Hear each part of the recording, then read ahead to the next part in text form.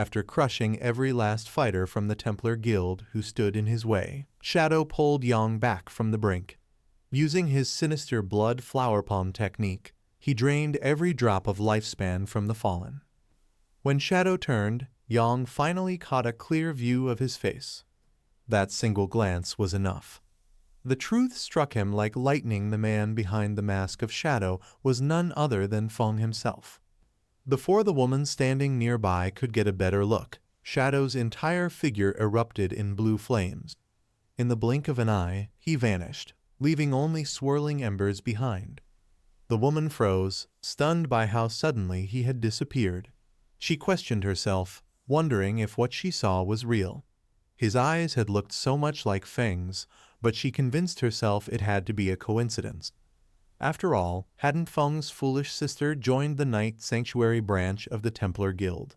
If Feng truly was Shadow, there's no way he would ever allow his own sister to live as a slave. The scene shifted to the Sanctuary of Pure Souls. Inside, the shaken survivors of the guild gathered behind their furious leader.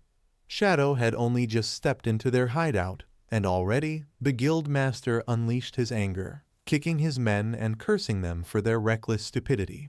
How could they dare to rob travelers on the main road? Such arrogance deserved not just one death, but 1,000. Yet deep down, the leader felt relieved. Better that Shadow had punished them after all. He remembered clearly the day Shadow saved them from the Headless One. Since then, every member of the guild had admired him, and the leader himself had urged them to follow Shadow's principles: honor, strength, and an unyielding opposition to betrayal. Once his tirade ended, the leader turned respectfully to Shadow and asked why he had come. Shadow's expression hardened. His voice dropped into a tone of deadly seriousness as he revealed the truth. The hideout they were attacking belonged to him. The words hit like thunder. The guild master froze, his face draining of color. Even those who had fought Shadow earlier were stunned into silence. In desperation, the leader tried to argue. He said there were rumors that Shadow's hideout was in Magic City and that each person was allowed only one hideout. But a purple-haired boy muttered nervously that if someone formed a guild, the guild itself could claim a separate hideout. Coldly, Shadow confirmed it. He owned not just his personal stronghold in Magic City, but also a guild hideout here. Everyone's faces twisted with disbelief. They had invaded Shadow's own lair. Even Feng's sister collapsed into tears, horrified that she hadn't realized it sooner. She had never once seen him there in her dreams, so to her, the revelation felt impossible. The leader collapsed to his knees, drenched in sweat, begging for forgiveness. He pleaded that they had no idea it was Shadow's hideout, desperately asking what they could do to make things right. But Shadow's response was merciless. He opened his status window and stated plainly that their attack had nearly ruined the durability of his hideout's door. Repairing it would cost dearly. His demand was final: 500 years of tradable lifespan. At those words, the guild master went blank and fell unconscious. His men rushed to his side, panicking, begging Shadow to show restraint. But Shadow's gaze was ice cold. He turned to the purple-haired boy and asked sharply if he had any idea what the repairs would cost. When the boy stammered, Shadow cut him off with a chilling command to shut up. The half-conscious leader spiraled in despair, questioning why misfortune always hunted him down. Suddenly, in rage, he grabbed his so-called foolish sister by the neck, blaming her dreams for dragging them into this catastrophe. But to everyone's shock, the girl's expression hardened. For once, she admitted the blame was hers. With solemn determination, she declared that if punishment was to fall, it should fall on her alone. She offered her entire life in service to Shadow to work like a beast of burden, surrendering every year of her lifespan until the debt was paid. Even if he treated her cruelly, she would endure it. Her plea grew desperate until she outright begged Shadow to take her and spare the rest. Her sacrifice moved the others, but Shadow remained unmoved. His piercing gaze shifted back to the leader. He called him by name Chen. When Chen weakly answered, Shadow asked if he truly thought the girl was worth 500 years of life. The words cut deeper than any blade. In an instant, Chen's hesitation vanished. He struck the girl across the face, shouting at her to get lost. He scolded her for dragging them into this mess and pretending to be noble by offering herself. To him, it was nothing but a ploy to win Shadow's favor. The girl collapsed to the ground, broken, realizing she had failed to get closer to Shadow once again. Chen, trembling, turned back to Shadow and begged for mercy. He insisted their guild was small and could never produce 500 years. Couldn't Shadow show leniency? Shadow finally spoke. His tone was calm, but sharp with authority. He said he wasn't as ruthless as the rumors claimed, and he wouldn't push them beyond what was possible. Instead, he demanded 100 years of lifespan immediately. As for the remaining 400, the guild would have to hand over every member marked as a killer. Each death would count as 1 year, until 400 were slain. By doing so, Shadow explained, he could also erase his own killer status. Though shaken, Chen accepted. With over 2,000 members, losing 400 killers wouldn't cripple them, and he could provide the 100 years at once. Without delay, he transferred the lifespan to Shadow and ordered his guild to start gathering every killer for the purge. Shadow then checked the repair cost of his hideout. To his surprise, the system asked for only 7 days of his own lifespan. Without hesitation, he accepted, and the hideout was instantly restored. A faint smile crossed his lips. The loss was nothing compared to what the guild had just suffered. Soon after, Shadow personally cut down 400 killers. Notifications rang out as experience and lifespan poured into him. His killer status dropped from level 4 to 3, easing his burdens for the future. The guild's records revealed that those he executed had secretly been breaking rules anyway. Chen took comfort in that, convincing himself that Shadow's punishment was a necessary cleansing. But Shadow wasn't finished. He declared that from now on, the sanctuary would be guarded under his guild's command. If it was attacked again, Chen himself would answer for it, and Shadow promised he would come personally to deliver judgment. Chen had no choice but to accept, even as he realized Shadow was tightening his grip over them. Just then, a system notification appeared. Shadow's other hideout, the Evil Spirits Academy, was under attack.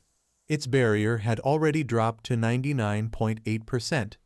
A second prompt asked if he wanted to use the word transmission skill. He realized it was a teleportation ability and didn't hesitate. The academy wasn't hidden like the sanctuary, it was infamous across the country. Yet someone dared to strike it. The attackers bore the mark of a black dragon on their foreheads, members of Black Dragon Hall. Foreign adventurers who had no idea how terrifying Shadow truly was. Their leader barked orders, commanding them to focus all their strength into a single assault. Dark miasma gathered like a spirit bomb. With a roar, the man unleashed his ultimate skill, Dragon Break, hurling black fire at the barrier. The gate shook violently, but still held, dropping only to 13%. Desperate, the invaders kept pushing, lured by promises of a 100-year lifespan reward. Shadow instantly understood they were hired mercenaries. The only one who could be behind this was none other than Lady Dongfang. Suddenly, a roar shook the ruins, followed by thunderous stomps. From the shadows emerged a bizarre-looking dragon, both comical and terrifying. As it stomped and spun, the very earth trembled, throwing adventurers off their feet. Then, from above, something massive appeared. At first glance, they thought it was a giant skull. But when it fell closer, they realized with horror that it was no skull at all, it was a meteorite, plummeting straight toward them. The meteorite struck the battlefield with an earth-shattering crash, sending shockwaves across the ground and scattering fighters like leaves in a storm. Dust billowed into the air, cloaking everything in chaos. Through the haze, the Dragon Hall's leader staggered to his feet, dazed but still alive. He blinked in disbelief. How had he survived? The impact had only shaved about 3,000 points off his health, far less than he expected. With his massive HP pool, he thought he could endure it. But before he could finish his thought, a blade sliced through the air.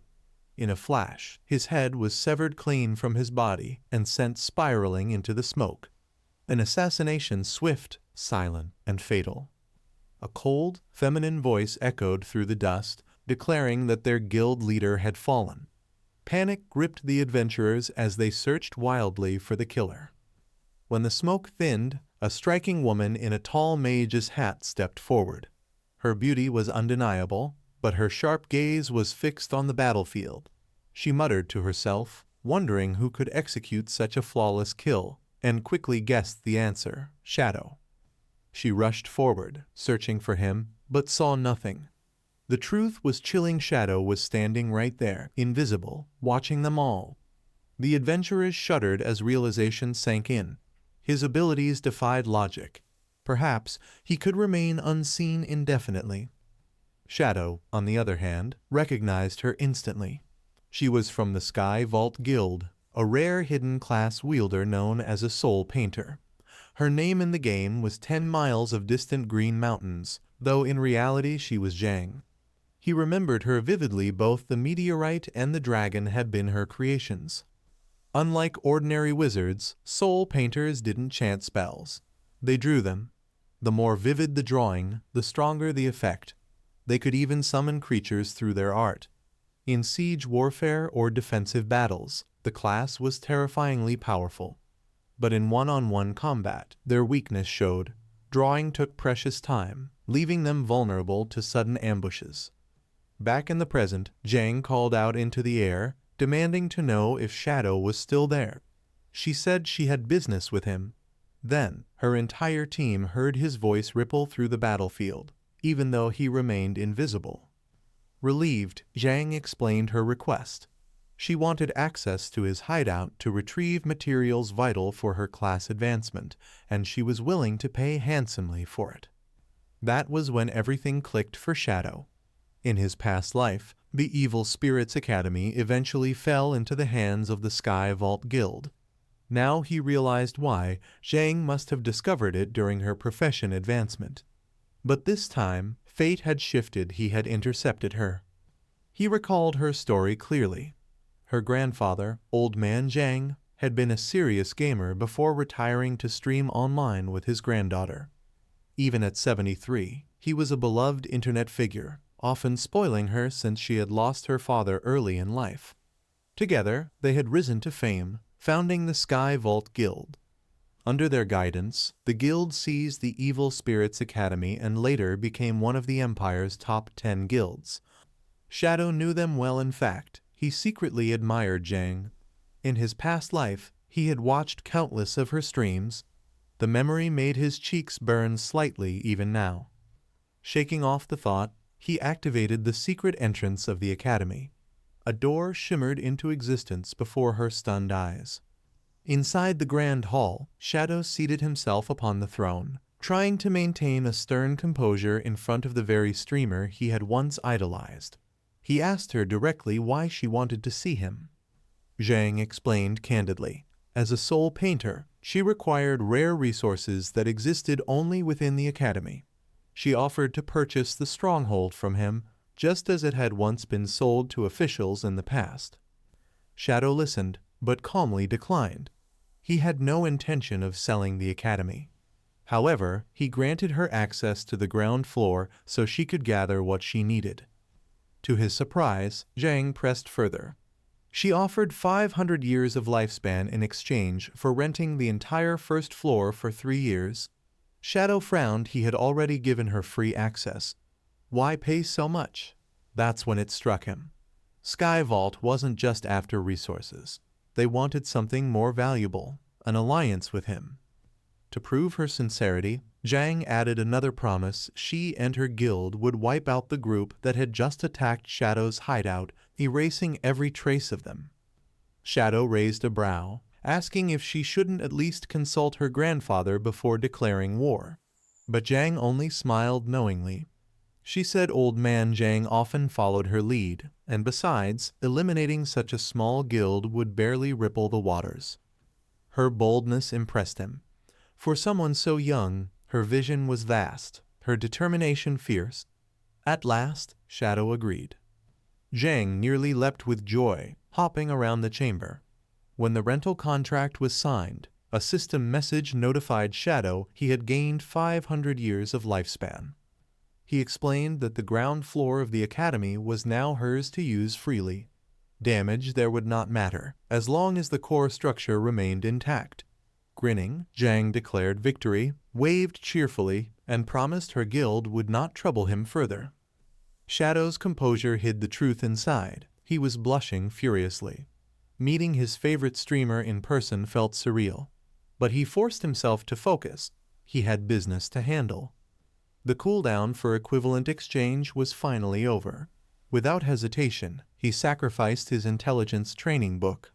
The system returned him something extraordinary, an emerald-tier weapon known as the Crimson Blade.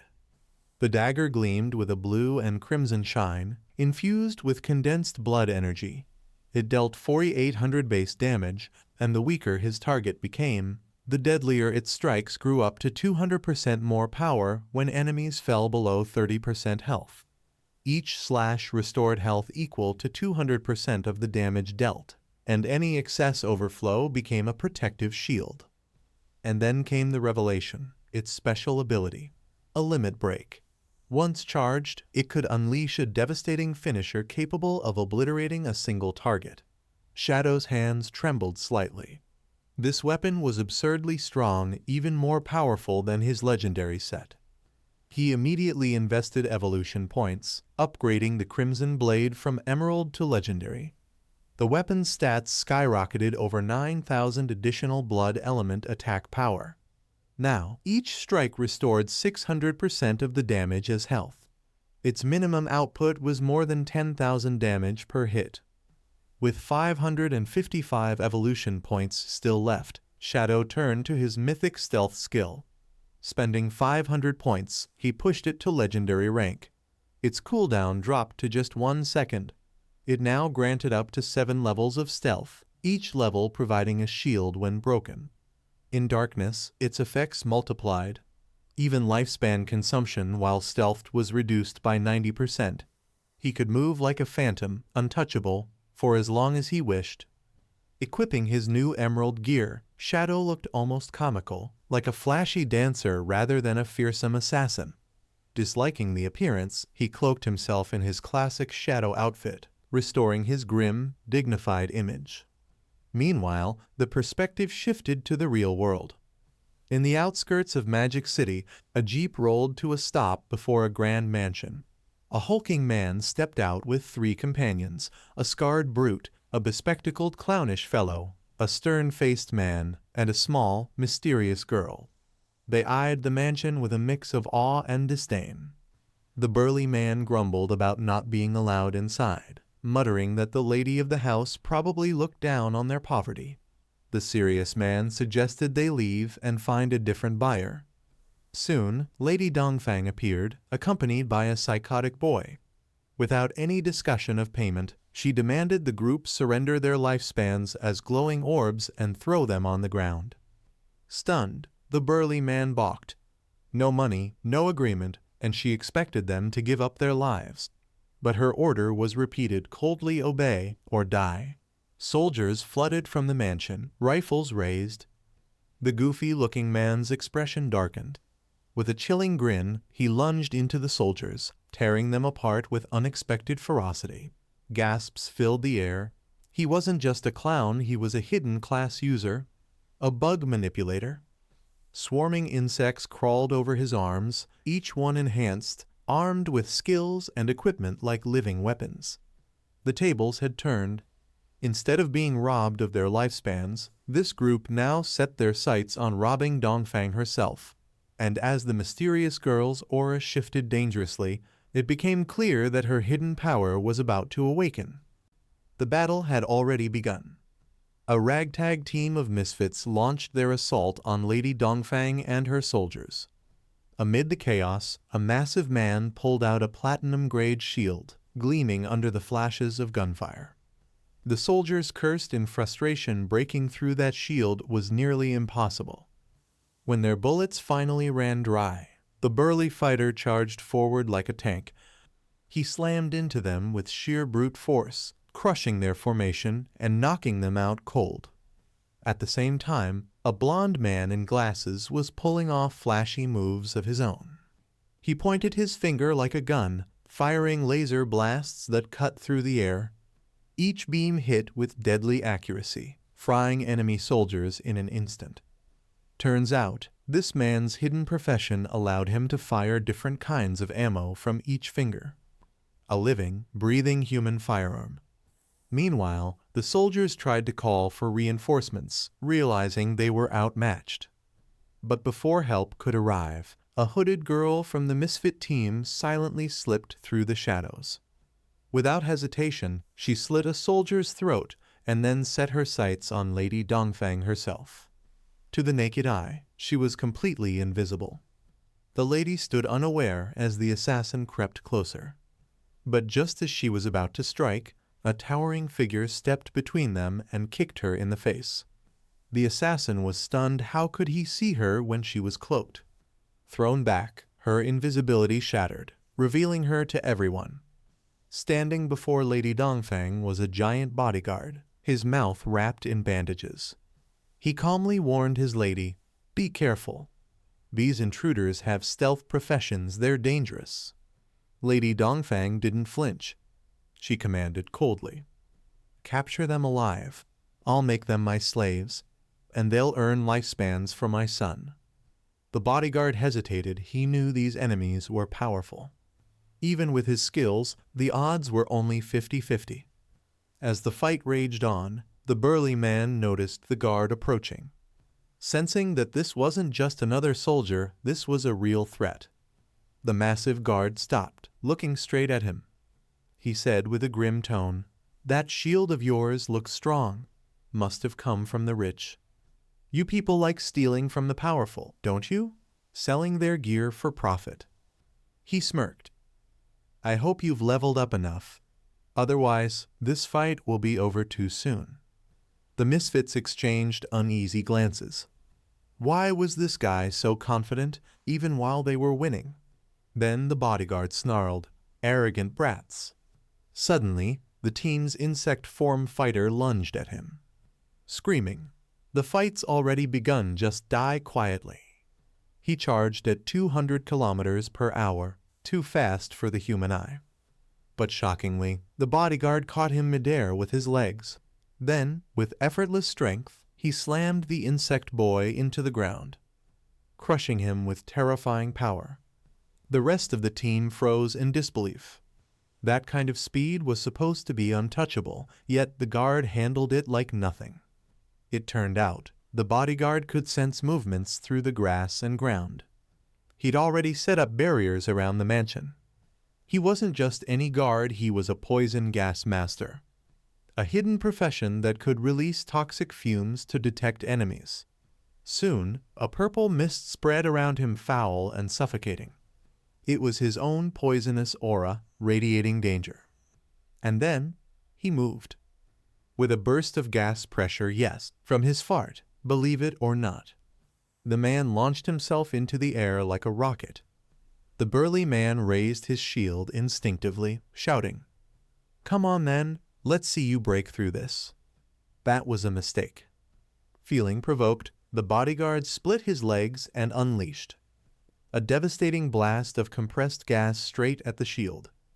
The impact was so strong it bent the platinum metal like tin foil. The burly man behind it was sent flying, completely wiped out.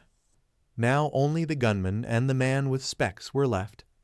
The gunman aimed his hand, warning, "Don't even think about coming closer." He fired a volley of laser shots, but the bodyguard twisted and flipped through the air, dodging every beam while propelling himself forward with precision fart bursts. The gunman smirked. "You're done. Jumping into the air against a gunman? That's suicide." He locked on, ready to fire. But the guard clenched his muscles and released another powerful gas explosion. This time, it wasn't poison, it was pure sonic pressure. The blast shattered the gunman's glasses, ruptured his eardrums, and silenced his voice. As the man collapsed, the guard said calmly, "That was a sonic boom. not strong enough to kill, but more than enough to make a human black out. Moments later, he spotted another survivor, the man with black goggles, trying to flee. The guard grabbed him by the head and lifted him easily. "Relax," he said. "You're lucky. My orders aren't to kill. 2 dead, 2 alive, that's 50%. Just what my lady wanted." He then demanded, "Now tell me that invisible girl of yours. Where is she?" The goggles man shook his head desperately. "What invisible girl? You already killed my 2 partners." But then realization struck him. "There was a short guy with us. He came in our car, but we don't even know who he really was." The bodyguard frowned. Things were getting strange. The story then cuts to the game world, forsaken by the gods. Amid the ruins of the magic city, a glowing magic circle flickered atop a leaning tower. Shadow, hidden from sight, watched quietly. The guardian monster at the gate was gone, meaning someone had entered before him. Inside, the tower resembled a massive library maze filled with deadly traps. Deep within it was said to be a sealed monster, a cursed princess transformed by an evil white dragon. Shadow noticed signs of past exploration. Others had looted the place before. But one book still glowed faintly. He pulled it out, and instantly a teleportation spell activated. A portal engulfed him, and in the blink of an eye, he was at the top of the tower. There, a large group of adventurers was already battling the Princess of Despair, a terrifying boss monster. Shadow was surprised. Their gear was low level, yet they'd made it this far, though at a heavy cost. Then he heard a commanding female voice. "Don't give up. Respawn and get back here, we'll take her down." He recognized her instantly. Chairman Huang, leader of Heavy Industries, one of the major guilds in the Magic City. She used portal magic to bring her fallen members back instantly. Her profession, illusionist, let her set 2 points and link them, as long as the portal wasn't destroyed. Her team could keep respawning and rejoining the battle endlessly. In Shadow's past life, this exact guild rose to become one of the top 20 in the nation, thanks to this incredible strategy. But the monster they were fighting, the Princess of Despair, was a level 18 platinum boss, and Shadow knew something the others didn't. This boss could absorb lifespans from the players it killed, making her stronger each time. As the guild members kept respawning and dying, the princess was growing stronger and stronger. Soon, she would evolve into an emerald tier boss, fully healed, and then no one would survive. Realizing the danger, Shadow leapt from the cliffs toward Huang. "Give me 1,000 years of tradable lifespan," he demanded. "In exchange, I'll help you defeat her. But all assassin class loot belongs to me." Huang was stunned. She recognized who he was. Even major corporations in the game had heard his name. Shadow warned, "If you refuse, retreat now. Stay, and you'll all be wiped out." Before she could answer, a young adventurer stormed in her son. "Who do you think you are, asking for 1,000 years of lifespan?" he shouted. "Get lost if you're not helping." Shadow didn't argue. He simply grabbed the man and threw him into the portal, destroying it midair. The portal collapsed, slicing the man in half. One part respawning, the other left in the arena. Huang screamed in horror. Shadow looked at her calmly and said, "You'll understand soon. I just saved you."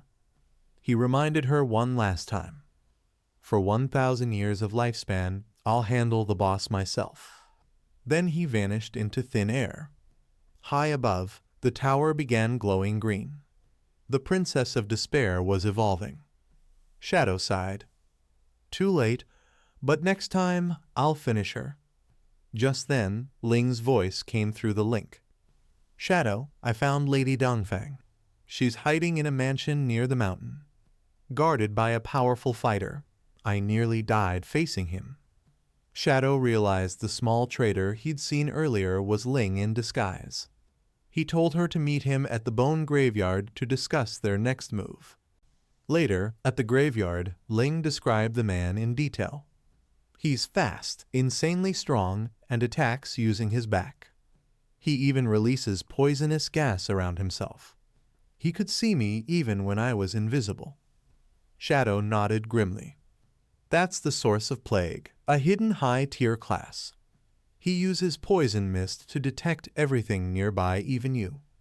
He explained that while the plague power enhanced the bodyguard's strength and regeneration, it also corrupted his mind. That was his weakness, his unstable mental state. Shadow looked at Ling. When your class, the Blade of the Underworld, evolves to its next tier, you'll gain the power of an underworld demon. That's when you can finally take your revenge. A ghostly green demon flickered behind her, the first sign of her awakening. And with that, their next hunt had begun. Shadow urged the young woman to push her profession to second tier, saying that upgrade would give her the edge needed to beat the fat bodyguard. It was his fatal flaw. She blinked in surprise. How could Shadow know her class well enough to predict its evolution? Before she could ask more, Shadow sprang onto a nearby stone pillar and spoke plainly. The world the gods made was enormous and layered. Every moment of grinding should be treated with care. He told her to ask herself whether she'd been skimming the surface or truly learning the game's depths. Devotion, steady practice, and humility in cultivation, those were the only ways to rise. His words hit her hard. She found new resolve in them and silently vowed to work hard. Everything about Shadow, even the way he'd offered advice, made sense now. A master didn't hand out guidance lightly. Then Shadow pointed out the immediate opportunity. The spot where they stood was prime for advancement. The local monsters not only respond fast, but defeating them could unlock an upgrade for her signature weapon, the Hades Chain Blade. There was a catch. Though those foes were all elites, each boasting 3 times the HP, defense, and attack of normal creatures. But Shadow said it plainly. With the right technique, he could land strikes that always found their weak points and tear them down quickly. For him, it was not difficult. She watched, studying his movements. Shadow moved like lightning.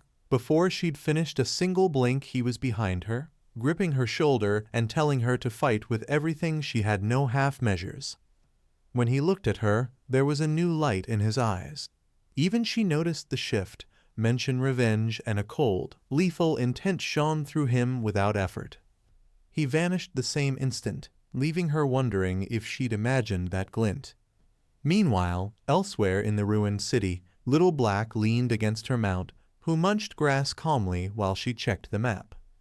She complained about hunger. She'd finished exploring this sector and needed to push into fresh territory for resources. Then something odd appeared, a red, juicy fruit that looked like a black plum. Curious, she bit it in half and found it delicious. A pop-up flashed +50 experience. Her eyes widened. Another fruit lay along a trail, so she ate it too, and another +50 XP pinged her screen. She followed the trail, eating fruit after fruit, each one granting 50 experience. Captain Anya contacted her urgently. Meat at the corrupted coast Manhwa had been captured because he still had over 500 years of lifespan left, and if they didn't move fast his years would be stolen. Little Black realized she was close and kept snacking on the plums as she hurried toward the coast, thinking Manhwa had been foolish to get himself into this mess. At the corrupted shore, she found a grotesque sight. A massive creature sat in a strange pose, its body studded with countless mouths. As she chewed another fruit, Little Black froze. There was Manhwa, unconscious nearby and surrounded by soldiers. The huge monster held one smaller beast in a hand while stirring something in a giant pot with the other. It was a level 20 soul eater, tearing apart a creature and tossing the remains into the cauldron. Horrified, she watched the beast mix its prey into a gruesome concoction. It was literally making handmade monster balls. Captain Anya and Captain Meng arrived and confirmed the horror. This emerald-grayed beast was feeding on monsters, not players.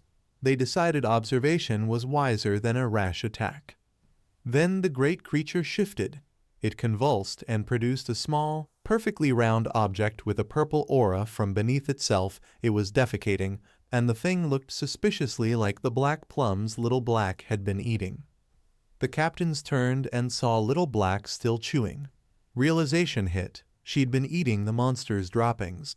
She went white with disgust and screamed, picturing the filth inside her stomach despite the XP gains. Her cry alerted the beast. The monstrous glutton grinned, and the air trembled as its presence sent out a mental wave of hunger-corrupting pressure that crept outward. Captain Meng and Captain Anya's eyes glazed. An uncontrollable ravenous urge seized them. They lunged toward the pot and began to shove the foul food into their mouths, mindlessly devouring it as if compelled. Manhwa, meanwhile, behaved the same, stuffing himself without restraint. Little Black, the only one not fully affected, watched in horror as her teammates ballooned with food and lost all reason.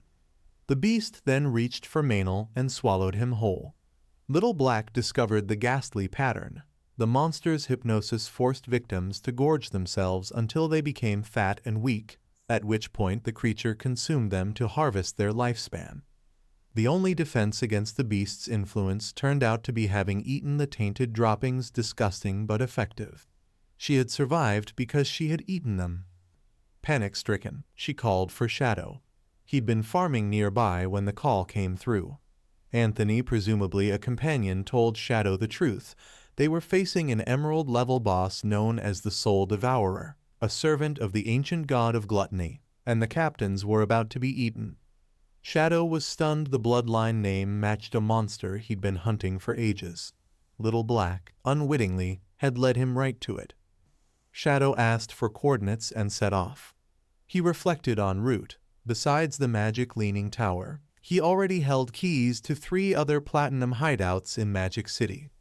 With Lady Despair nearing promotion, it was the perfect time to confront a bloodline monster. He arrived almost instantly. Little Black couldn't believe how fast he got there. She pointed out the beast. It was preparing to produce another vile orb, and told him both captains had been devoured. From the monster's own foul output, Manhwa was expelled. The creature treated him as worthless and spat him out undigested. Shadow realized the devourer acted as a siphon, hypnotizing prey to binge until they swelled, then feasting to suck their lifespan away. Those who ate the waste were spared the hypnosis the disgusting loophole Little Black had accidentally used.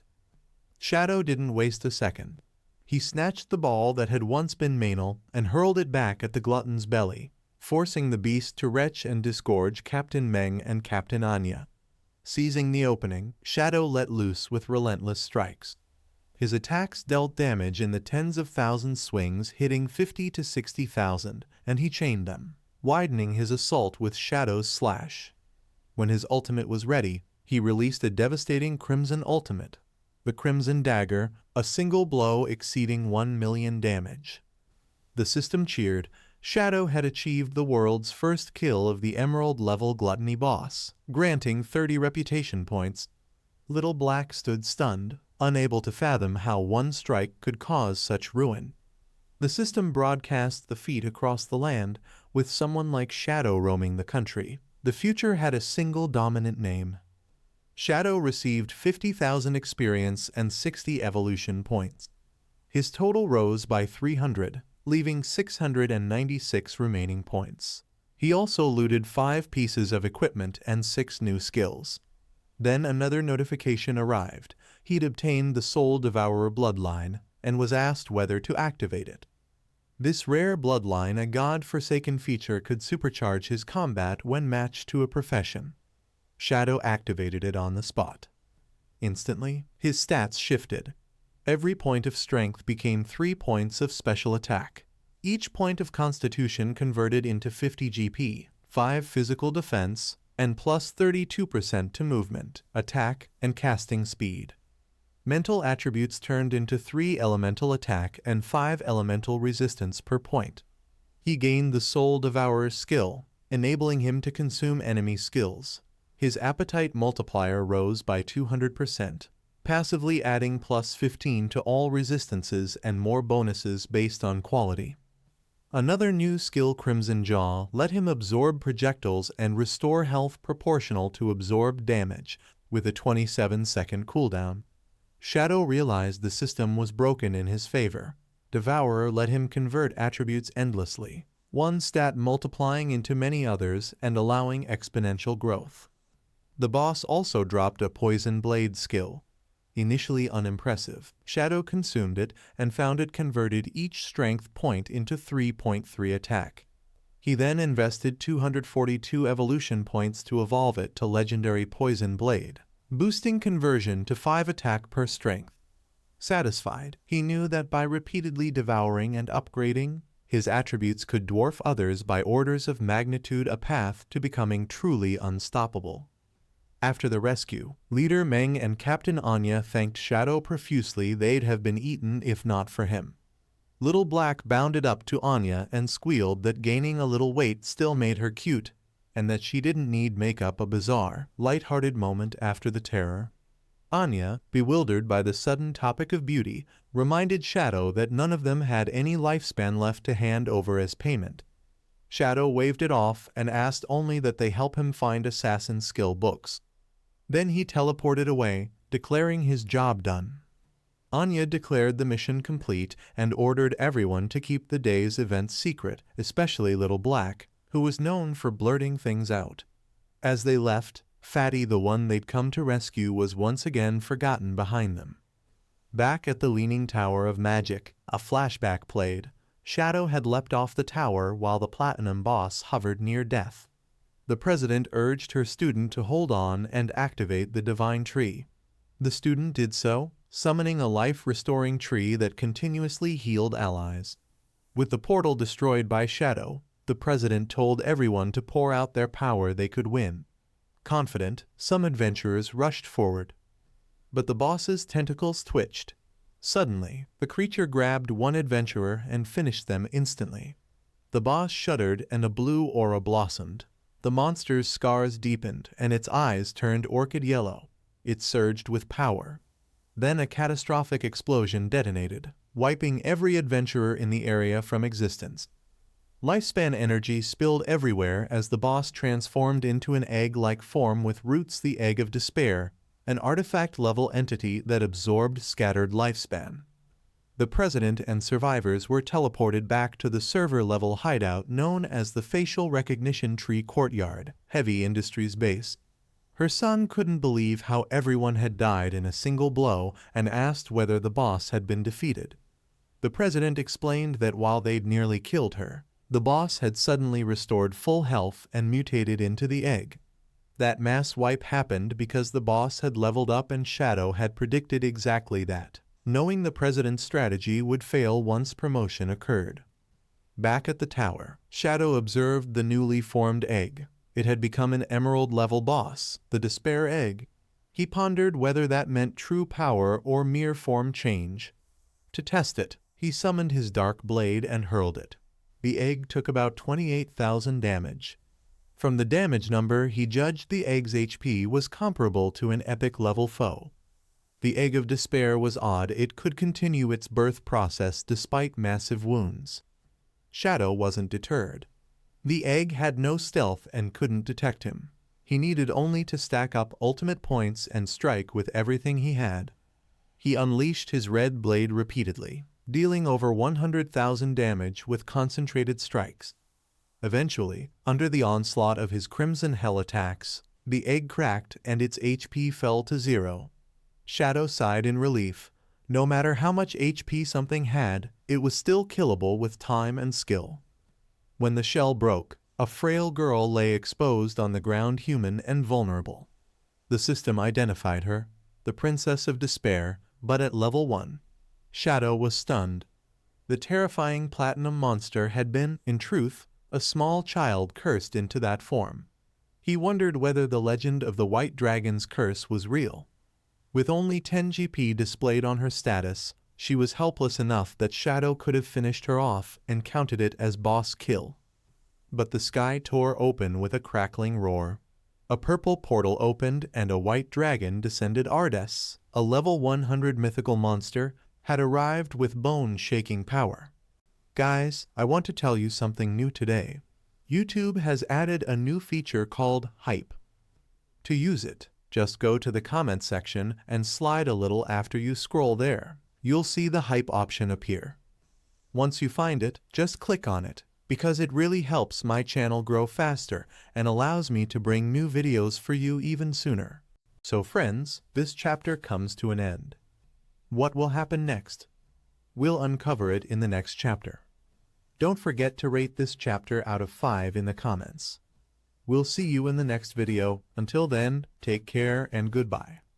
What are your predictions for the next chapter? Share your thoughts in the comments below. And most importantly, don't forget to like the video and subscribe to the channel.